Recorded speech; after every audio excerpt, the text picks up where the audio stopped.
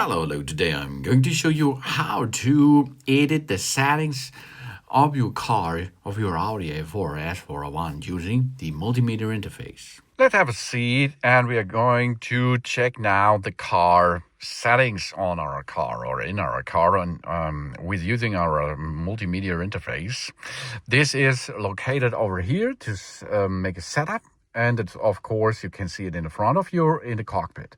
To navigate in this ignition should be on. You can use this device here. This is a joystick. You can go up and down. You can agree or go to the settings by pushing it down. You can go left, right, up and down with that button too. Left button, right button available. And of course, you have here a back button that means go one step back. Or if you are nearly somewhere deep in the folders, you can go to menu, then you're back in business on the main screen.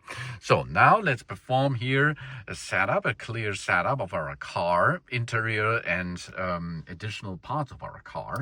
So we navigate now to car settings and the oil level. Here you can see how much oil is in the engine or at the engine to bring a good engine run. It should be every time between minimum and maximum line. Of course, between these 2 points is 1 liter of oil. Everything fine.